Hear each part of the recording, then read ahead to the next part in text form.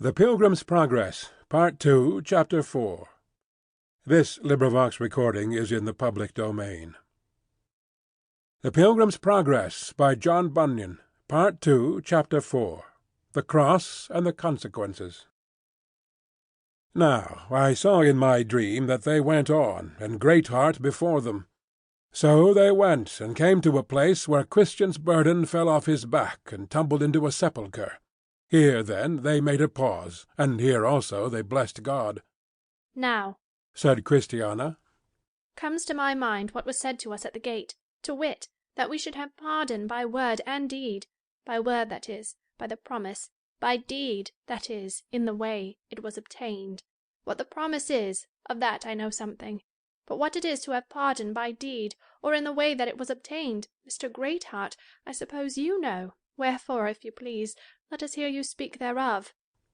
Pardon by the deed done is pardon obtained by some one for another that hath need thereof, not by the person pardoned, but in the way, saith another, in which I have obtained it.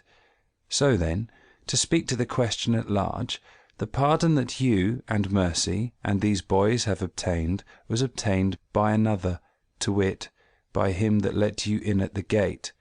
And he hath obtained it in this double way: he has shown righteousness to cover you, and spilt his blood to wash you in. This is brave. Now I see that there was something to be learnt by our being pardoned by word and deed. Good Mercy, let us labour to keep this in mind; and my children, do you remember it also. But, sir, was not this it that made my good Christian's burdens fall from off his shoulders, and that made him give 3 leaps for joy? Yes, it was the belief of this that cut off those strings that could not be cut by other means, and it was to give him proof of the virtue of this that he was suffered to carry his burden to the cross.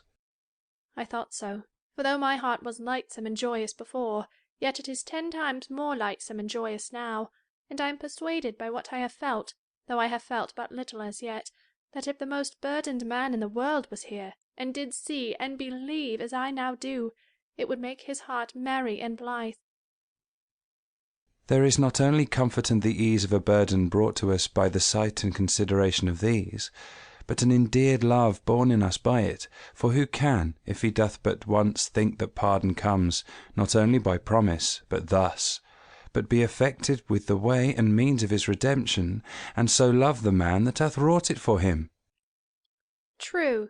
Methinks it makes my heart bleed, to think that he should bleed for me. O thou loving one! O thou blessed one! Thou deservest to have me. Thou hast bought me. Thou deservest to have me all. Thou hast paid for me 10,000 times more than I am worth. No marvel that this made the water stand in my husband's eyes, and that it made him trudge so nimbly on. I am persuaded he wished me with him; but, vile wretch that I was, I let him come all alone. O Mercy, that thy father and mother were here, yea, and Mrs. Timorous also! Nay, I wish now with all my heart that here was Madam Wanton too. Surely, surely their hearts would be affected, nor could the fear of the one, nor the powerful passions of the other, prevail with them to go home again, and refuse to become good pilgrims." You speak now in the warmth of your affections. Will it, think you, be always thus with you? Besides, this is not given to every one, nor to every one that did see your Jesus bleed. There were that stood by, and that saw the blood run from his heart to the ground, and yet were so far off this, that instead of lamenting, they laughed at him, and instead of becoming his disciples, did harden their hearts against him. So that all that you have, my daughters, you have by a peculiar feeling, made by a thinking upon what I have spoken to you. This you have, therefore, by a special grace.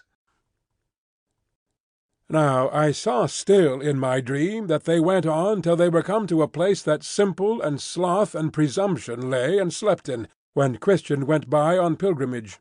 And behold, they were hanged up in irons a little way off on the other side.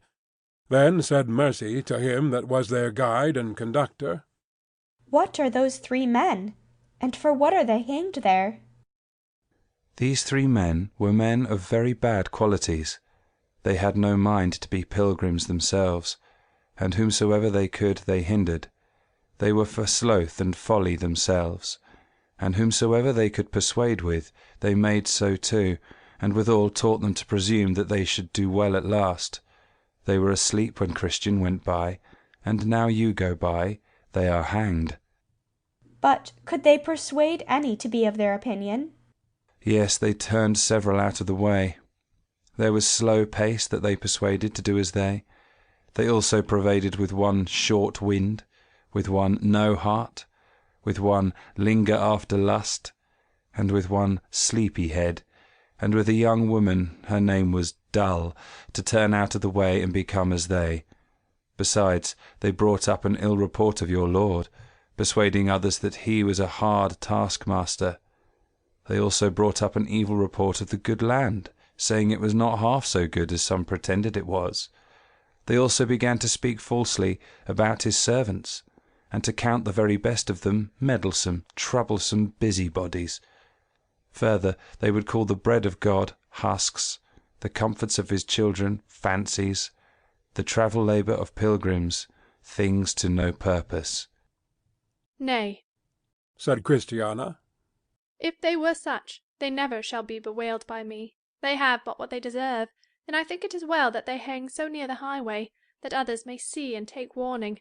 But had it not been well if their crimes had been engraven on some plate of iron or brass, and left here where they did their mischiefs, for a caution to other bad men? So it is, as you well may perceive, if you will go a little to the wall. No, no, let them hang, and their names rot, and their crimes live for ever against them. I think it a high favour that they were hanged afore we came hither, who knows? Else what they might have done to such poor women as we are.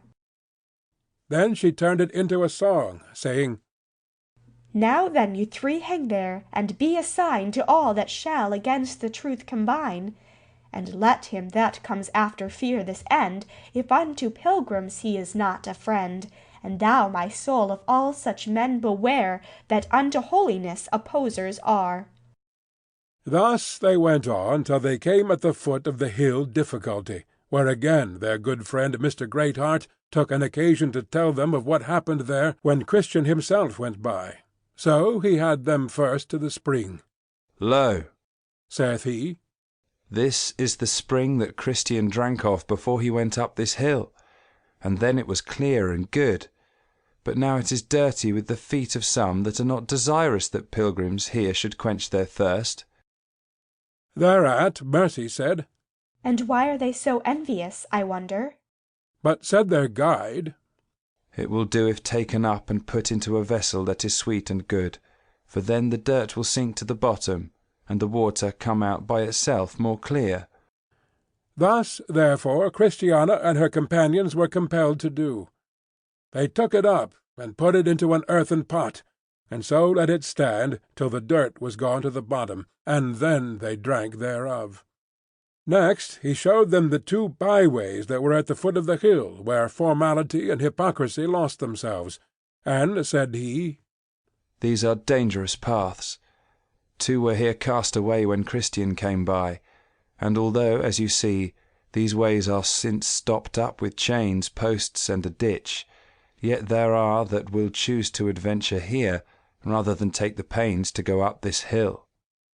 The way of transgressors is hard.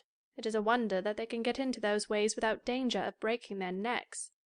They will venture, yea, if at any time any of the king's servants doth happen to see them, and doth call unto them, and tell them that they are in the wrong ways, and do bid them beware the danger, then they will railingly return them answer, and say, As for the word that thou hast spoken unto us in the name of the king, we will not hearken unto thee, but we will certainly do whatsoever thing goeth forth out of our own mouth. Nay, if you look a little farther, you shall see that these ways are warned against enough, not only by these posts, and ditch, and chain, but also by being hedged up, yet they will choose to go there. They are idle. They love not to take pains. Uphill way is unpleasant to them. So it is fulfilled unto them, as it is written, The way of the slothful man is a hedge of thorns. Yea, they will rather choose to walk upon a snare than go up this hill and the rest of this way to the city. Then they set forward and began to go up the hill, and up the hill they went. But before they got to the top, Christiana began to pant, and said, I dare say this is a breathing hill. No marvel if they that love their ease more than their souls choose to themselves a smoother way. Then said Mercy, I must sit down. Also the least of the children began to cry. Come, come, said Greatheart. sit not down here, for a little above is the prince's arbour. Then took he the little boy by the hand, and led him up thereto. When they were come to the arbour, they were very willing to sit down, for they were all in a pelting heat. Then said Mercy, How sweet is rest to them that labour, and how good is the Prince of Pilgrims to provide such resting places for them. Of this arbour I have heard much, but I never saw it before. But here let us beware of sleeping, for, as I have heard, for that cost poor Christian dear. Then said Greatheart to the little ones, Come, my pretty boys, how do you do? What think you now of going on pilgrimage? Sir, said the least. I was almost beat out of heart, but I thank you for lending me a hand at my need. And I remember now what my mother has told me, namely, that the way to heaven is as up a ladder, and the way to hell is as down a hill. But I rather go up a ladder to life than the hill to death. Then said Mercy, But the proverb is, to go down the hill is easy. But James said, for that was his name, The day is coming when, in my opinion, going downhill will be the hardest of all. That's a good boy, said his master. Thou hast given her a right answer. Then Mercy smiled, but the little boy did blush. Come, Said Christiana. will you eat a bit, a little to sweeten your mouths, while you sit here to rest your legs? For I have here a piece of pomegranate, which Mr. Interpreter put in my hand, just when I came out of his doors. He gave me also a piece of a honeycomb, and a little bottle of spirits.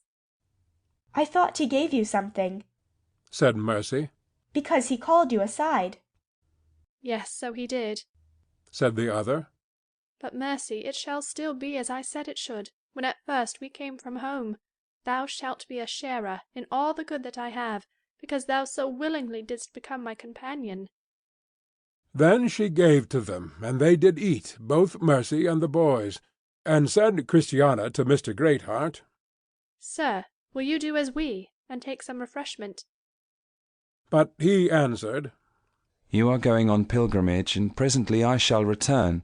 Much good may have do to you. At home I eat the same every day. Now, when they had eaten and drunk, and had chatted a little longer, their guide said to them, The day wears away. If you think good, let us prepare to be going. So they got up to go, and the little boys went before. But Christiana forgot to take her bottle of spirits with her, so she sent her little boy back to fetch it. Then said Mercy, I think this is a losing place. Here Christian lost his roll, and here Christiana left her bottle behind her. Sir, what is the cause of this? So their guide made answer, and said, The cause is sleep or forgetfulness. Some sleep when they should keep awake, and some forget when they should remember. And this is the very cause why often at the resting places some pilgrims in some things come off losers. Pilgrims should watch, and remember what they have already received under their greatest enjoyments. But for want of doing so, oft-times their rejoicing ends in tears, and their sunshine in a cloud. Witness the story of Christian at this place. When they were come to the place where Mistrust and Timorous met Christian, to persuade him to go back for fear of the lions, they perceived as it were a stage, and before it, towards the road, a broad plate, with a copy of verses written thereon, and underneath the reason of the raising up of that stage in that place rendered.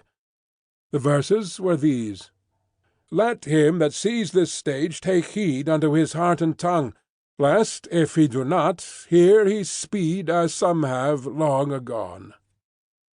This stage was built to punish such upon who through timorousness or mistrust shall be afraid to go farther on pilgrimage. Also on this stage both Mistrust and Timorous were burned through the tongue with a hot iron, for endeavouring to hinder Christian in his journey. Then said Mercy, This is much like the saying of the Beloved, "What shall be given unto thee, or what shall be done unto thee, thou false tongue? Sharp arrows of the mighty with coals of juniper." So they went on, till they came within sight of the lions.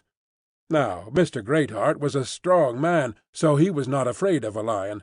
But yet, when they were come up to the place where the lions were, the boys that went before were glad to cringe behind, for they were afraid of the lions, so they stepped back and went behind.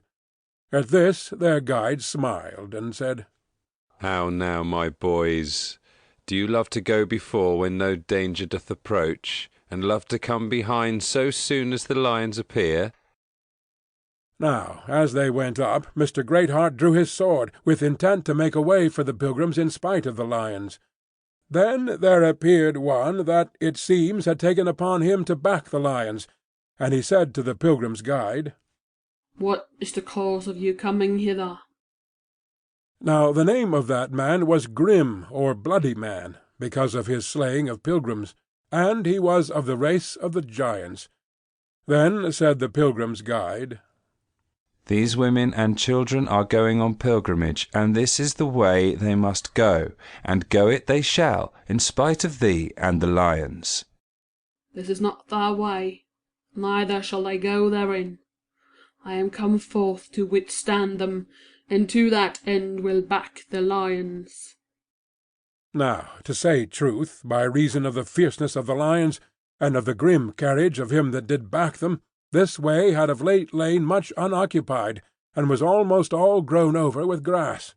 Then said Christiana, Though the highways have been unoccupied heretofore, and though the travellers have been made in times past to walk through by-paths, it must not be so now I am risen. Now I am risen a mother in Israel. Then he swore by the lions, "But it should." and therefore bid them turn aside, for they should not passage there. But Greatheart their guide made first his approach unto Grim, and laid so heavily at him with his sword, that he forced him to a retreat. Then said he that attempted to back the lions, "Will you slay me upon mine own ground?" It is the king's highway that we are in, and in his way it is that thou hast placed thy lions. But these women and these children, though weak, shall hold on their way in spite of thy lions. And with that he gave him again a downright blow, and brought him upon his knees. With this blow he also broke his helmet, and with the next he cut off an arm. Then did the giant roar so hideously that his voice frighted the women, and yet they were glad to see him lie sprawling upon the ground. Now the lions were chained, and so of themselves could do nothing. Wherefore, when old Grim, that intended to back them, was dead, Mr. Greatheart said to the pilgrims, "Come now, and follow me, and no hurt shall happen to you from the lions." They therefore went on, but the women trembled as they passed by them. The boys also looked as if they would die, but they all got by without further hurt. End of Part 2, Chapter 4.